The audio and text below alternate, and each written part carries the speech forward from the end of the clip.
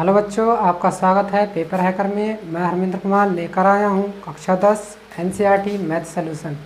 आप हमारे चैनल को सब्सक्राइब कीजिए, बेल आइकन दबाइए और हमारी वीडियो को अंत तक देखिए।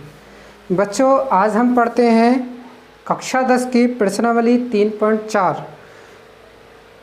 इसमें आज हम पढ़ेंगे विलोपन विधि।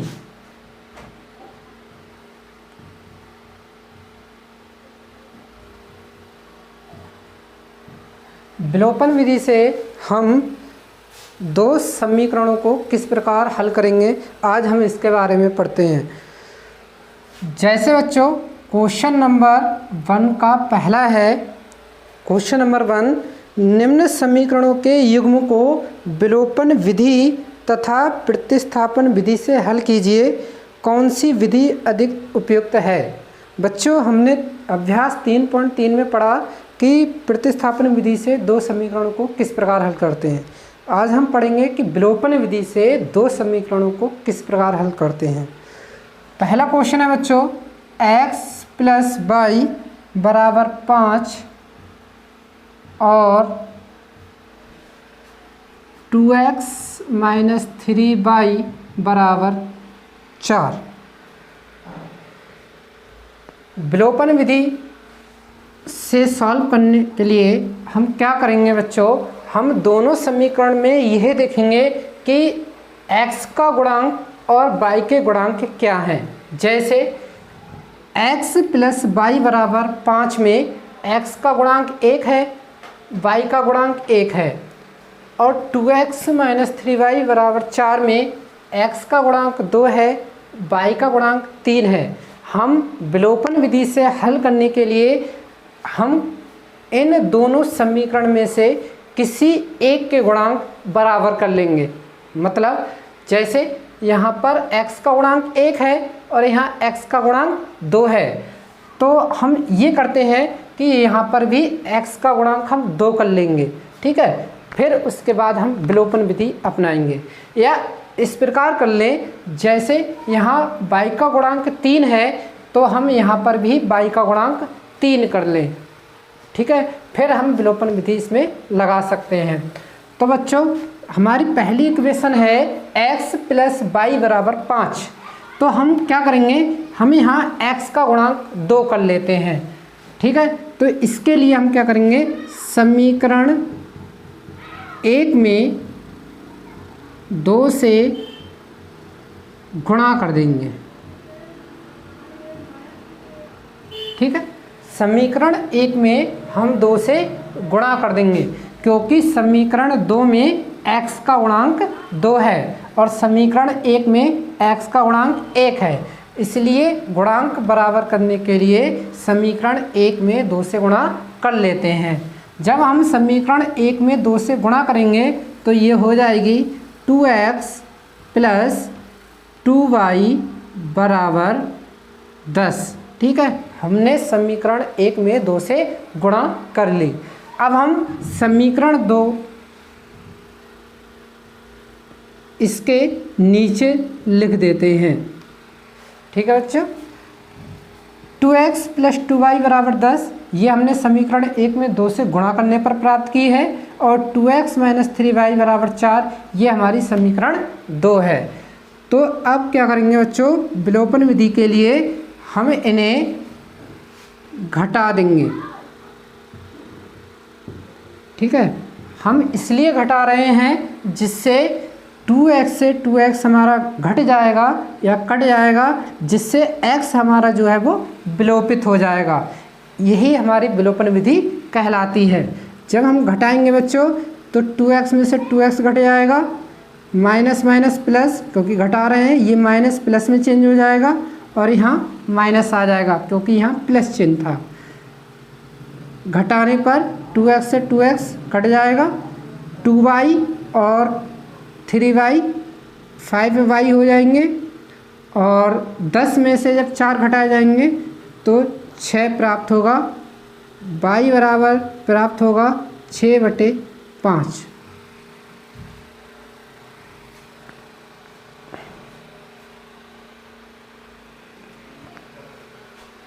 जब y का मान हमें प्राप्त हो जाएगा फिर हम समीकरण एक से x प्लस वाई बराबर 5, x वाई का मान रख देंगे 6/5 बराबर 5, x बराबर 5 माइनस ये प्लस का 6/5 इधर आकर माइनस का हो जाएगा। x बराबर, इसे सॉल्व कर लेंगे, 25 माइनस 6/5, x बराबर 19/5। ठीक है, ये हमारे आंसर रहे। तो देखा बच्चों, हमने विलोपन विधि से x और y के मान किस प्रकार प्राप्त किए। यदि बच्चों आपको ये क्वेश्चन समझ में आया हो तो लाइक कीजिए।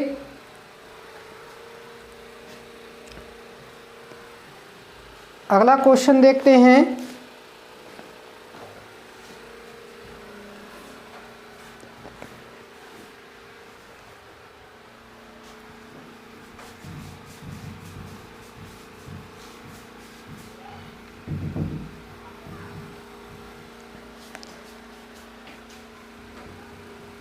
Question number 2, 3x plus 4y बराबर 10 और 2x माइनस 2y बराबर 2। तो बच्चों हम ये देखेंगे कि हमारे पास ये जो दो समीकरण हैं उनमें x और y के गुणांक क्या हैं। तो देखो बच्चों, इस समीकरण में जो हमारी पहली समीकरण है इसमें x का गुणांक 3 है, y का गुणांक 4 है। इस समीकरण में x का गुणांक 2 है, इस समीकरण में y का गुणांक 2 है। तो बच्चों विलोपन विधि से इन्हें हल करने के लिए हम इन दोनों में से किसी एक का गुणांक बराबर कर लेते हैं। तो इन दोनों में से एक का गुणांक बराबर करने के लिए, जैसे बच्चों इसमें y का गुणांक 4 है, इसमें y का गुणांक 2 है, तो हम क्या करें बच्चों कि इस समीकरण में हम 2 से गुणा कर लेते हैं, क्योंकि इस समीकरण में y का गुणांक 4 है। जब हम इसमें 2 से गुणा करेंगे तो यहाँ y का गुणांक 4 हो जाएगा, अर्थात y के जो गुणांक हैं वो बराबर हो जाएंगे। ठीक है बच्चों, तो हम समीकरण 2 में 2 से गुणा कर लेते हैं। जब हम समीकरण 2 में 2 से गुणा करेंगे तो यहाँ पर 4x माइनस 4y बराबर 4 हो जाएगा। यह हमारी दूसरी समीकरण है। पहली समीकरण हम इसके नीचे लिख लेंगे, बराबर 10। उसके बाद बच्चों हम इसे विलोपन विधि से हल करेंगे। विलोपन करने के लिए क्या करेंगे बच्चों, यहाँ पर 4y हमारा माइनस का है और यहाँ 4y हमारा प्लस का है, तो हम इन्हें आपस में जोड़ लेते हैं। ठीक है बच्चों, हम इन्हें आपस में जोड़ लेते हैं। ये प्लस का रहेगा और ये भी प्लस का। 4x और 3x 7x, 4y ये माइनस का है और ये 4y प्लस का, ये आपस में कट जाएंगे, बराबर 4 और 10 14, x बराबर 14/7, x बराबर हमें प्राप्त होगा बच्चों 2। ठीक है, जब x का मान हमें 2 प्राप्त हुआ है तो y का मान हम किसी एक समीकरण से ज्ञात कर सकते हैं। समीकरण 1 से 3x का मान 2 प्लस 4y बराबर 10,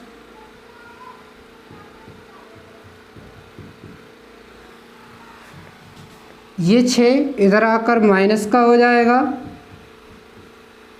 4y बराबर 4 और y बराबर हमें 1 प्राप्त होगा। ठीक है बच्चों, ये हमारे आंसर रहता है।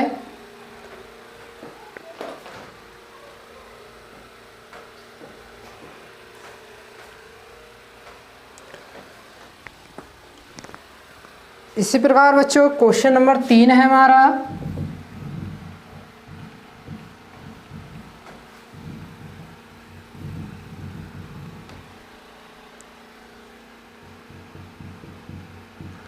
Question number 3, 3x minus 5y minus 4 बराबर 0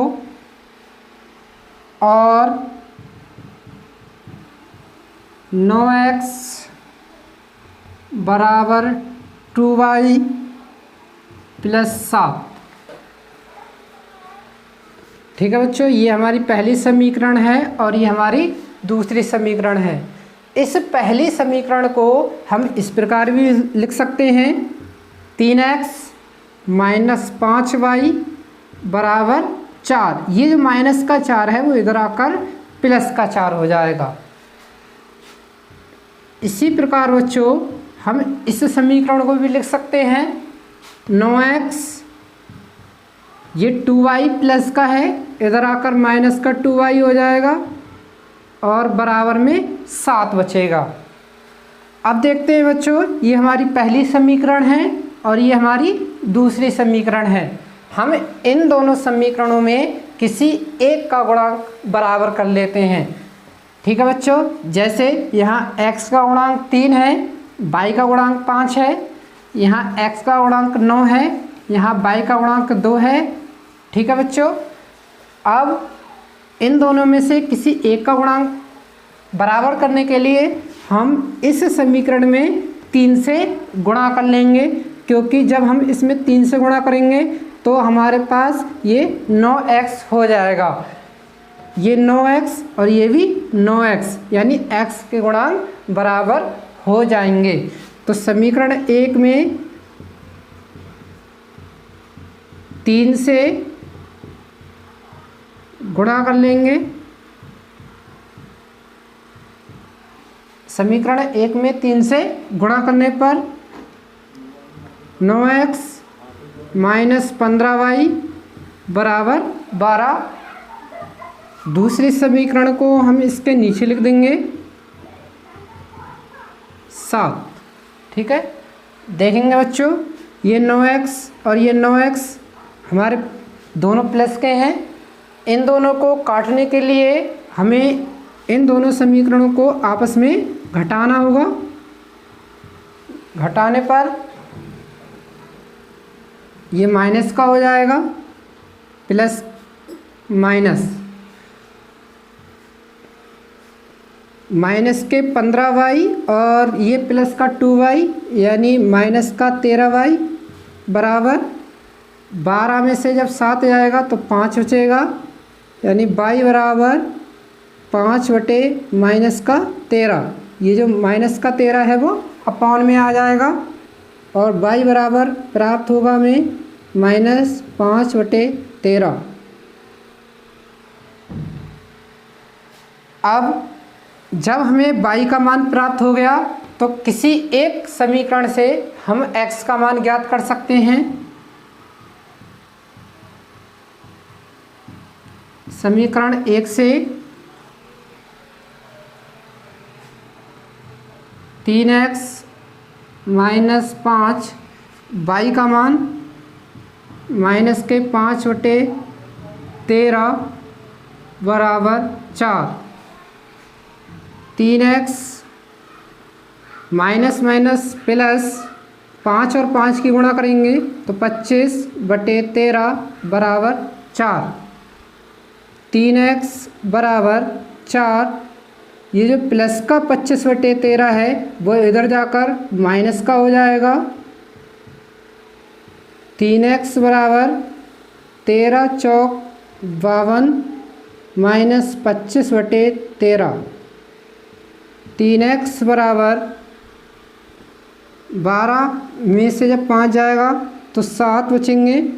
4 में से जब 2 जाएगा तो 2, 27 बटे 13 प्राप्त होगा। यानी x बराबर 27 बटे ये 3 अपॉन में आ जाएगा, 3 नेम 27 यानी x का मान 9/13 प्राप्त होगा।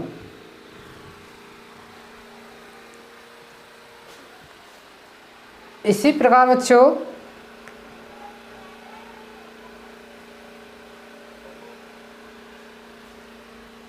क्वेश्चन नंबर 4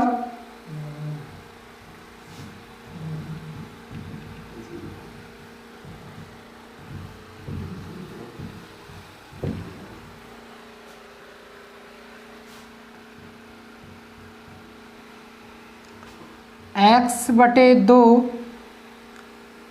प्लस 2y/3 बराबर -1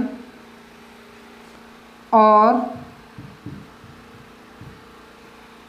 x माइनस y/3 बराबर 3।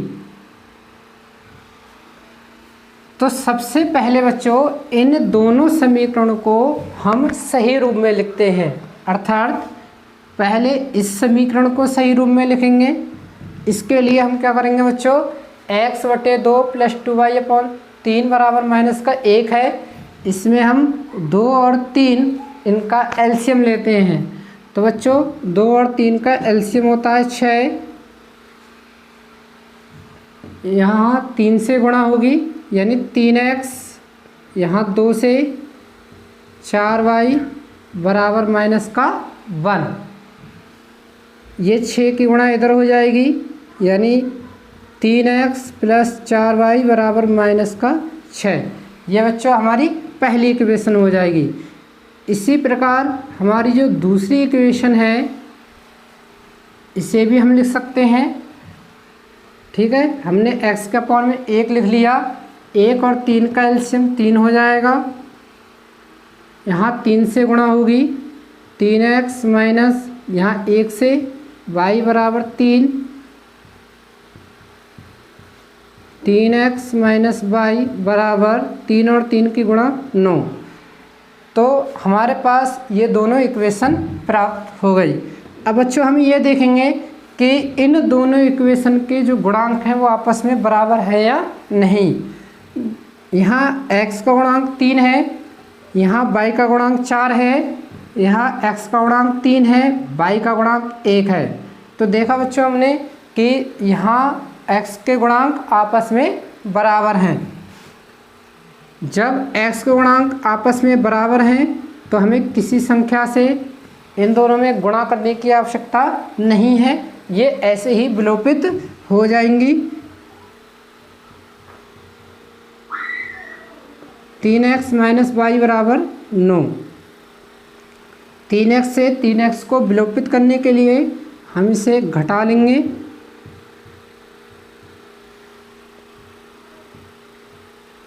तीन एक्स से 3x हमारा कट जाएगा, 4y और प्लस का y 5y बराबर -6 और -9 -15, y बराबर -15/5, y बराबर 5 × 15 यानी y का मान हमें -3 प्राप्त होगा। जब y का मान -3 प्राप्त हुआ है तो हम x का मान किसी एक समीकरण से ज्ञात कर सकते हैं।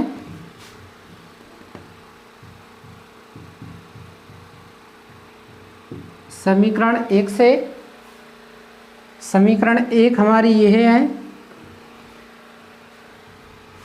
3x 4y बराबर -6, 3x 4 × 12 बराबर -6, 3x ये प्लस का 12, 3x बराबर 12 में से जब 6 जाएंगे तो 6 प्राप्त होंगे, x बराबर 6/3 यानी x का मान हमें 2 प्राप्त होगा। तो देखा बच्चों हमने क्वेश्चन नंबर 1 में सीखा कि विलोपन विधि से समीकरणों को किस प्रकार हल कर सकते हैं। यदि बच्चों आपको ये विधि समझ में आई हो तो प्लीज़ लाइक कीजिए, हमें कमेंट्स भेजिए और हमारे चैनल को सब्सक्राइब कीजिए। बच्चों आगे बढ़ते हैं क्वेश्चन नंबर 2 की ओर। क्वेश्चन नंबर 2 में है, निम्न समस्याओं में रैखिक समीकरणों के युग्म बनाइए और उनके हल विलोपन विधि से ज्ञात कीजिए। जो रैखिक समस्याएं दी गई हैं, रैखिक समीकरण युग्म, हमें उन्हें चेंज करना है और उन्हें विलोपन विधि में हल करना है। तो बच्चों क्वेश्चन नंबर 2 का पहला क्वेश्चन है, यदि हम अंश में 1 जोड़ दें तथा हर में से 1 घटा दें तो भिन्न 1 में बदल जाती है। यदि हर में 1 जोड़ दें तो यह 1/2 हो जाती है, वह भिन्न क्या है? तो बच्चों हमें भिन्न ज्ञात करनी है, तो हम मान लेंगे, माना वह भिन्न x/y है। ठीक है बच्चों, हमें भिन्न ज्ञात करनी है, तो हमने भिन्न मान ली कि जो भिन्न हमें ज्ञात करनी है वो x/y है। अब प्रश्न के अनुसार यदि हम अंश में 1 जोड़ दें तो बच्चों इस भिन्न का अंश क्या है? x। ठीक है, यदि अंश में हम 1 जोड़ दें और हर में से 1 घटा दें, और हर क्या है बच्चों हमारा? y, और हर में से 1 घटा दें तो वह 1 में बदल जाती है। ठीक है, तो वह भिन्न किस में चेंज हो जाती है? 1 में। ठीक है, हम इसे सॉल्व कर लें पहले। तो बच्चों ये हो जाएगी हमारी x + 1 बराबर y - 1 की 1 से गुणा होगी, तो हमें y - 1 प्राप्त होगा। y को हम इधर ले आए, 1 हमारा इधर चला जाएगा, x - y बराबर -2। ये हमें पहली समीकरण प्राप्त होती है। बच्चों अगले क्वेश्चन ये कह रहा है, यदि हर में 1 जोड़ दें तो यह 1/2 हो जाती है। यदि हर में 1 जोड़ दें, बच्चों हमारी भिन्न x/y है। ठीक है, इसमें अंश x है और हर y है। हर में अगर 1 जोड़ दें तो यह 1/2 हो जाती है। ठीक है, किस में चेंज हो जाती है? 1/2 में। ठीक है, अब बच्चों हम त्रिज्यी गुणा कर लेते हैं इनकी। 2 से x की गुणा होगी तो 2x, y + 1 की 1 से गुणा होगी तो y + 1, 2x, y हमारा इधर आ जाएगा, माइनस का y बराबर 1। यह हमें समीकरण 2 प्राप्त होगी। विलोपन विधि से हल करने के लिए बच्चों हम देखेंगे क्या इनमें x या y के गुणांक आपस में बराबर हैं। यहाँ x का गुणांक 1 है, यहाँ x का गुणांक 2 है, यहाँ y का गुणांक 1 है और यहाँ y का गुणांक 1 है। तो बच्चों y के गुणांक आपस में बराबर हैं, इसलिए हम अब विलोपन विधि इसमें लगा सकते हैं। विलोपन विधि से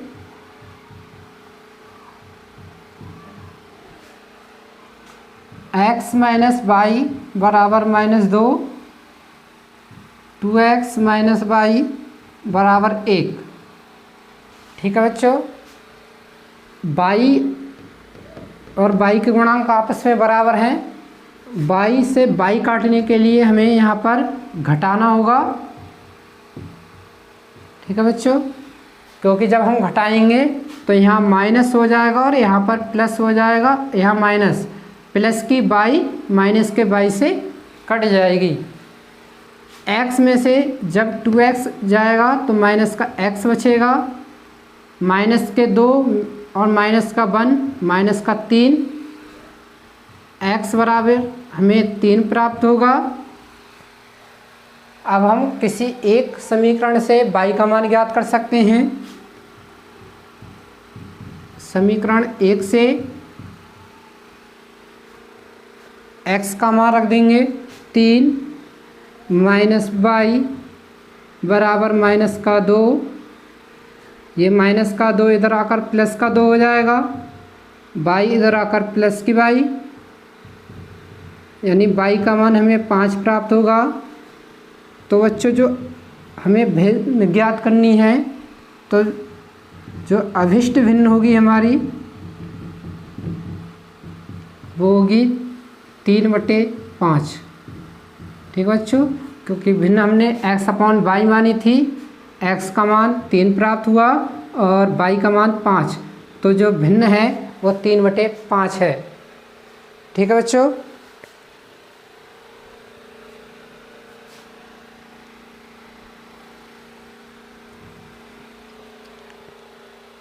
बढ़ते हैं बच्चों अगले क्वेश्चन की ओर। क्वेश्चन नंबर 2,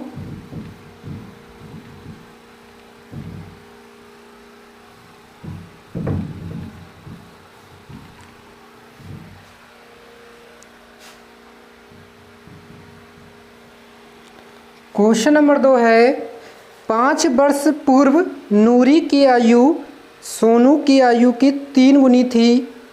10 वर्ष पश्चात नूरी की आयु सोनू की आयु से 2 गुनी हो जाएगी। नूरी और सोनू की आयु कितनी है? तो बच्चों हमें नूरी और सोनू की आयु ज्ञात करनी है। तो बच्चों हम मान लेंगे, माना नूरी की वर्तमान आयु x वर्ष है। ठीक है बच्चों, हम मान लेंगे कि जो सोनू की वर्तमान आयु है वो y वर्ष है।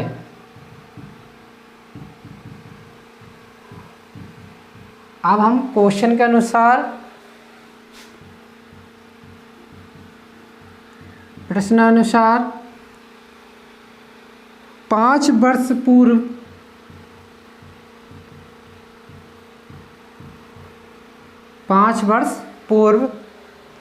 नूरी की आयु 5 वर्ष पूर्व नूरी की आयु यानी वर्तमान आयु x वर्ष है, तो 5 वर्ष पूर्व जो नूरी की आयु होगी वो x - 5 वर्ष होगी। सोनू की आयु की 3 गुनी थी। सोनू की वर्तमान आयु 22 वर्ष है, तो 5 वर्ष पूर्व जो सोनू की वर्तमान आयु जो 5 वर्ष पूर्व जो सोनू की आयु होगी वो होगी 22 - 5। ठीक है, लेकिन क्वेश्चन ये कह रहा है कि 5 वर्ष पूर्व नूरी की आयु सोनू की आयु से 3 गुनी थी। ठीक है, नूरी की आयु सोनू की आयु की 3 गुनी थी, इसलिए हमने सोनू की जो 5 वर्ष पूर्व आयु थी उसमें हमने 3 से गुणा कर दी। तो x - 5 बराबर 3y - 15 प्राप्त होगा। 3y को हम इधर ले आएंगे, माइनस का 3y माइनस के 5 इधर चले जाएंगे। x - 3y बराबर माइनस का 10, ये हमें इक्वेशन नंबर फर्स्ट प्राप्त होगी।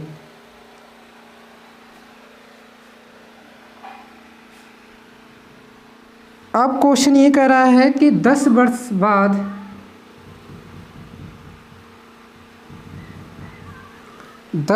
बाद नूरी की आयु, बच्चों 10 वर्ष बाद नूरी की आयु होगी x + 10, सोनू की आयु की 2 गुनी हो जाएगी।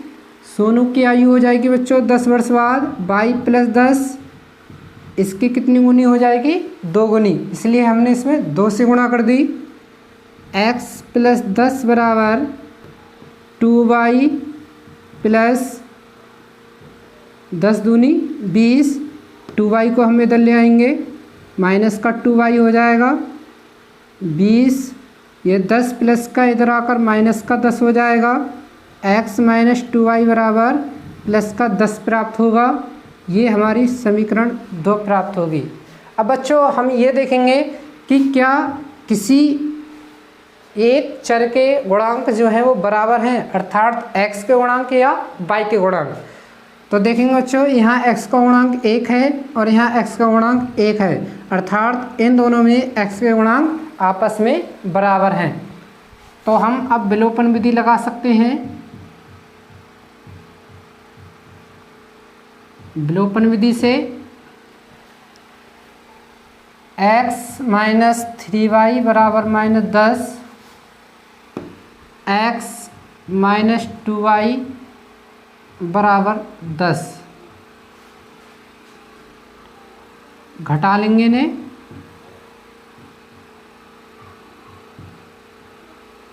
इससे ये कट जाएगा। माइनस के 3y और प्लस का 2y यानी माइनस का y प्राप्त होगा। माइनस के 10 और माइनस के 10 माइनस के 20 और y बराबर हमें 20 प्राप्त होगा। ये हमारी सोनू की वर्तमान आयु प्राप्त हो जाएगी। अब बच्चों हम नूरी की वर्तमान आयु किसी एक समीकरण में y का मान रखकर प्राप्त कर सकते हैं। समीकरण 1 से x माइनस 3y का मान हमने 20 लगा दिया बराबर -10, x माइनस 60 बराबर -10, x बराबर -10, ये प्लस का 60 हो जाएगा इधर जाकर, और x बराबर हमें 50 वर्ष प्राप्त होगा। अतः जो नूरू की वर्तमान आयु है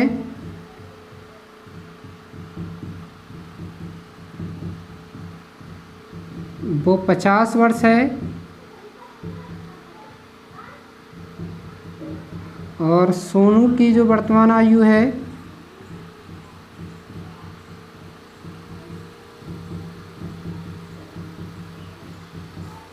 वो 20 वर्ष है।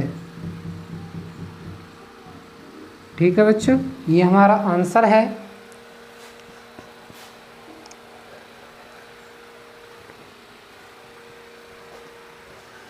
बढ़ते हैं बच्चों अगले क्वेश्चन की ओर। Question number 3।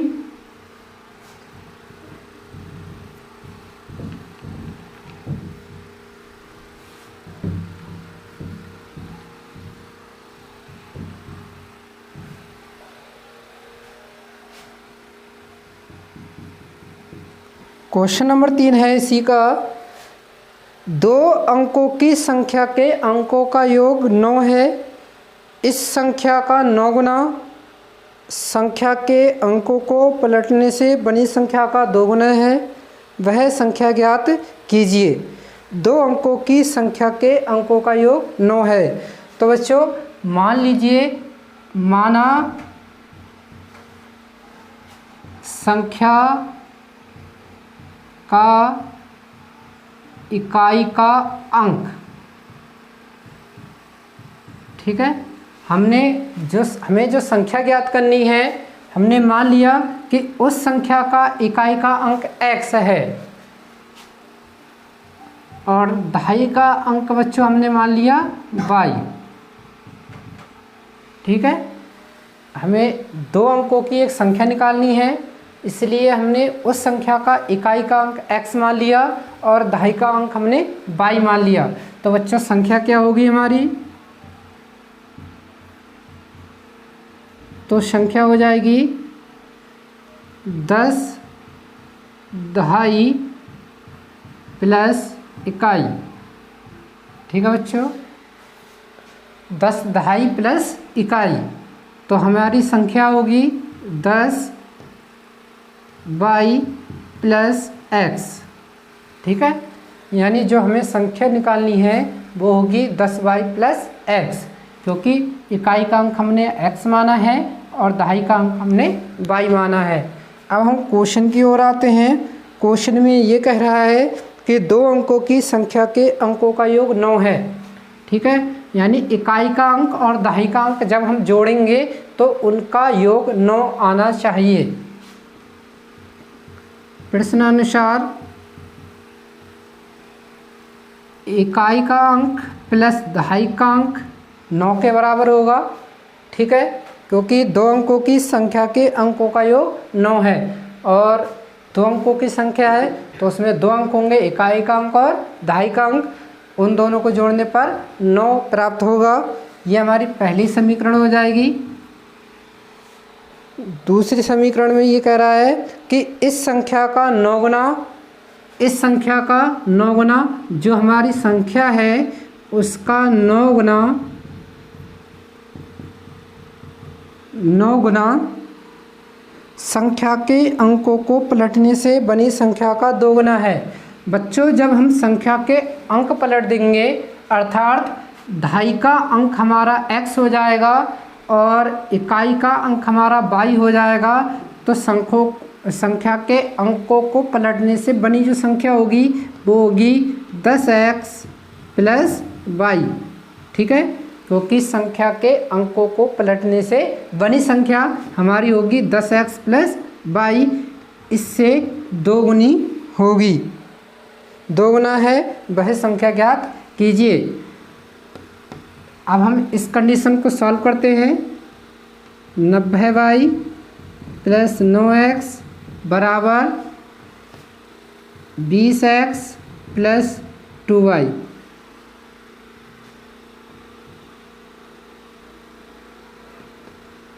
जीरो बराबर हम सबको इधर ले जाते हैं 20x minus 9x plus 2y, ये 90y इधर आकर माइनस का हो जाएगा। 20x में से जब 9x घटाया जाएगा तो 11x बचेगा और 2y में से जब 90y घटाया जाएगा तो 88y बचेगा। इन दोनों में 11 कॉमन है, x माइनस 8y, 11 जीरो में चला जाएगा, x माइनस 8y। इसे हम इस प्रकार भी लिख सकते हैं बराबर 0। ये समीकरण 2 प्राप्त होती है। अब हम विलोपन विधि से इसे हल कर सकते हैं।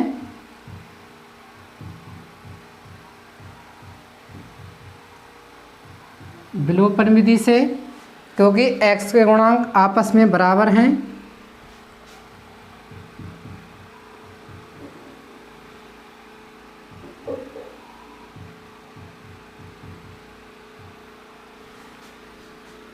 इन दोनों को आपस में घटा लेंगे जिससे x हमारा कट जाएगा,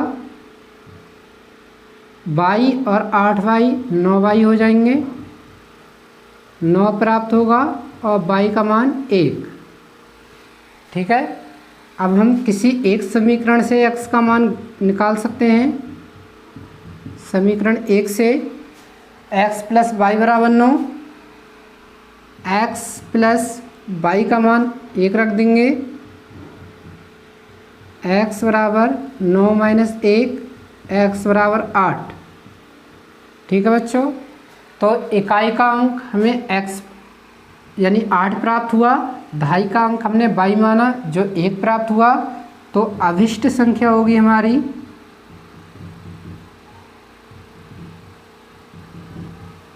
जो हमें संख्या ज्ञात करनी थी वो होगी 18, क्योंकि इकाई का अंक हमारा 8 है और 2.5 का अंक हमारा 1। ठीक है, जो हमारा आंसर रहेगा। अब आते हैं बच्चों क्वेश्चन नंबर 2 के 4 पर। मीना 2000 रुपये निकालने के लिए एक बैंक गई। उसने खजांची से 50 रुपये तथा 100 रुपये के नोट देने के लिए कहा। मीना ने कुल 25 नोट प्राप्त किए। ज्ञात कीजिए कि उसने 50 और 100 के कितने नोट प्राप्त किए। तो बच्चों हम मान लेंगे, माना मीना ने 50 रुपये के x नोट प्राप्त किए।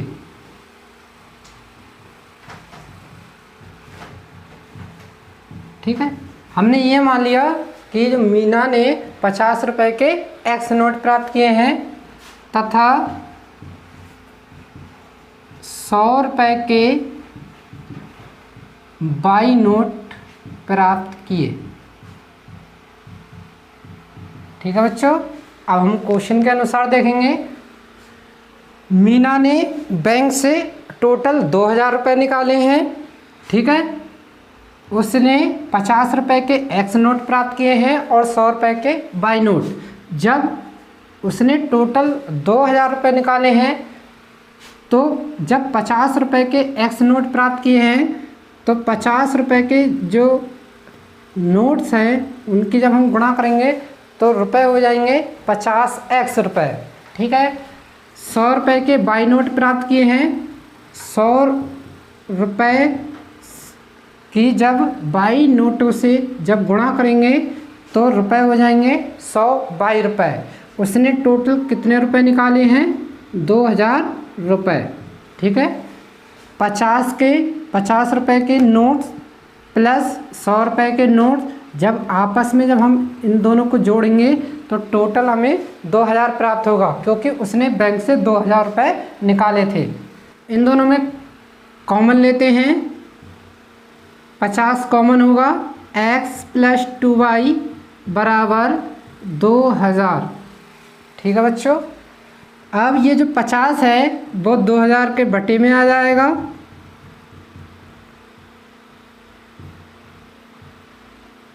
जीरो से जीरो कट गया, 5 से ये 200 कट जाएंगे, यानी 40, x + 2y बराबर 40 प्राप्त होगा, जो हमारी इक्वेशन नंबर फर्स्ट होगी।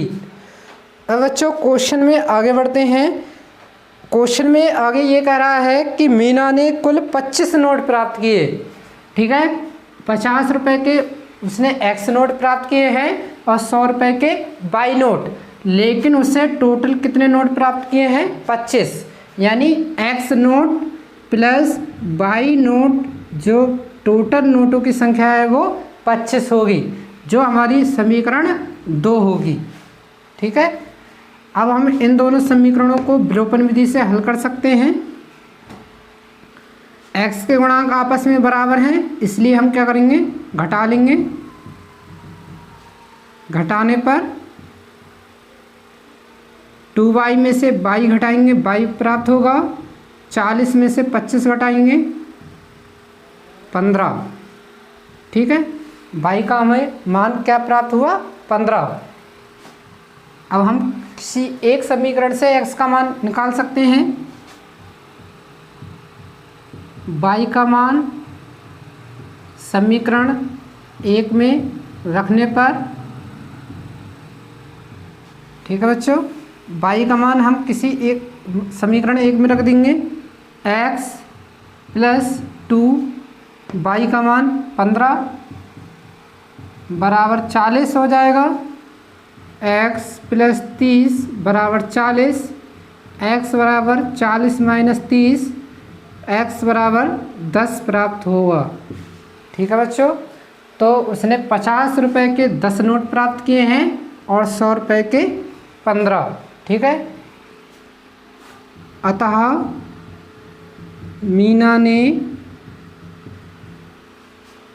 बैंक से 50 रुपये के 10 नोट तथा 100 रुपये के 15 नोट प्राप्त किए हैं, ठीक है बच्चों। ये हमारा आंसर रहा।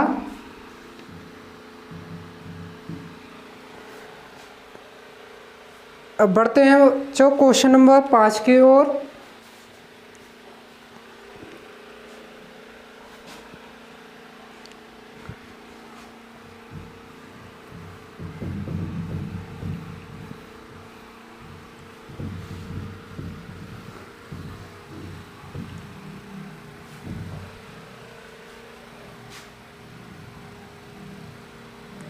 क्वेश्चन नंबर 5, किराए पर पुस्तकें देने वाले किसी पुस्तकालय का प्रथम 3 दिनों का एक नियत किराया है तथा उसके बाद प्रत्येक अतिरिक्त दिन का किराया अलग है।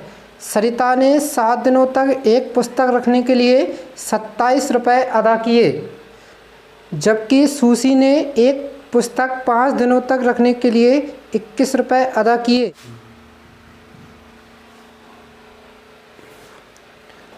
देखो बच्चों, क्वेश्चन नंबर 5, किराए पर पुस्तकें देने वाले किसी पुस्तकालय का प्रथम 3 दिनों का एक नियत किराया है तथा उसके बाद प्रत्येक अतिरिक्त दिन का अलग किराया है। सरिता ने 7 दिनों तक एक पुस्तक रखने के लिए 27 रुपये अदा किए, जबकि सुशी ने एक पुस्तक 5 दिनों तक रखने के लिए 21 रुपये अदा किए। प्रत्येक अतिरिक्त दिन का किराया ज्ञात कीजिए। तो बच्चों, क्वेश्चन में ये कह रहा है कि 3 दिन तक अगर कोई पुस्तक रखता है तो उस पर नियत किराया लगेगा। तो बच्चों आप मान लेंगे, माना 3 दिनों का नियत किराया बराबर x रुपये है। ठीक है, हमने बच्चों ये मान लिया कि 3 दिनों का जो नियत किराया है वो x रुपये है। अब क्वेश्चन में ये कह रहा है कि सरिता ने 7 दिनों तक एक पुस्तक रखने के लिए 27 रुपये अदा किए। 7 दिनों तक पुस्तक रखने के लिए, तो बच्चों जब 7 दिनों तक पुस्तक रखी गई है, पुस्तक रखने के लिए किराया दिया गया है 27 रुपये। ठीक है बच्चों, इन 7 दिन में 3 दिन का तो किराया हमारा नियत होगा, यानी x प्लस, ठीक है, ये 3 दिन का किराया हो गया। अब जो बाकी के जो 4 दिन हैं, ठीक है, वो हमारे एक्स्ट्रा दिन हो गए, अतिरिक्त दिन हो गए। तो हमने ये मान लिया कि अतिरिक्त 4 दिन का जो एक्स्ट्रा चार्ज है, एक्स्ट्रा किराया है, वो 22 रुपये है। तो बच्चों x प्लस 4y बराबर हमारा 27 हो जाएगा। ठीक है, इसमें बच्चों हमने माना है कि माना 1 दिन का जो अतिरिक्त किराया है वो 22 रुपये है।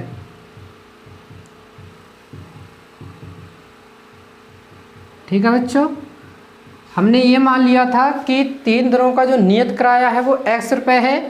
7 दिनों तक पुस्तक रखने के लिए 27 रुपये दिए जा रहे हैं। तो बच्चों x यानी x जो है वो 3 दिनों का किराया है। अगले 4 दिनों का जो किराया है वो 4y, क्योंकि हमने मान लिया कि 1 दिन का जो अतिरिक्त किराया है वो 22 रुपये है, तो 4 दिन का अतिरिक्त किराया 22 रुपये होगा। तो हमारी पहली जो कंडीशन आएगी बनकर वो होगी x प्लस 4y बराबर 27 रुपये। ठीक है, ये हमारी पहली कंडीशन हो जाएगी। अगले क्वेश्चन में ये कह रहे हैं कि जबकि सुशी ने एक पुस्तक 5 दिनों तक रखने के लिए 21 रुपये अदा किए। ठीक है, 5 दिनों तक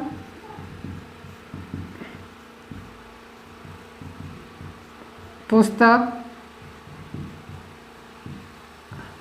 रखने के लिए 21 रुपये अदा किए हैं। ठीक है बच्चों, तो 5 दिन में x जो है वो 3 दिन का किराया हो गया, प्लस 2 दिन एक्स्ट्रा है, तो 2 दिन का जो अतिरिक्त किराया होगा वो 2y रुपये होगा, बराबर 21। ये हमारी दूसरी समीकरण हो जाएगी। ठीक है, समीकरण 1 हम इसके नीचे लिख सकते हैं।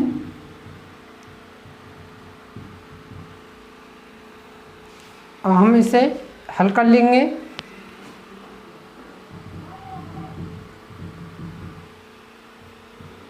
ठीक है, हमने इन्हें आपस में घटा लेंगे। x से x कट जाएगा, 2y में से जब 4y जाएगा तो माइनस का 2y बचेगा। 21 में से जब 27 जाएगा तो माइनस का 6 प्राप्त होगा,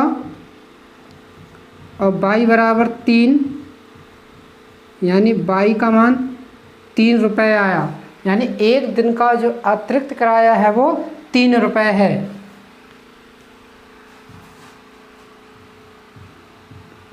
y का मान समीकरण 1 में रख देंगे।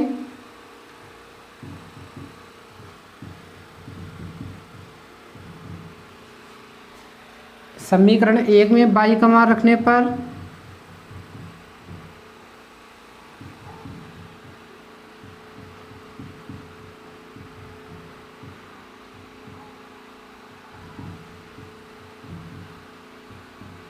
x बराबर 15। ठीक है, तो बच्चों जो 3 दिनों का जो नियत किराया है वो 15 रुपये है और 1 दिन का जो अतिरिक्त किराया है वो 3 रुपये है। अतः 3 दिनों का नियत किराया बराबर 15 रुपये तथा 1 दिन का अतिरिक्त किराया बराबर 3 रुपये। ठीक है बच्चों, यदि बच्चों आपके लिए ये एक्सरसाइज समझ में आई हो तो हमारे चैनल को सब्सक्राइब कीजिए, लाइक कीजिए और अपने दोस्तों को इस बारे में अवश्य बताइए। धन्यवाद।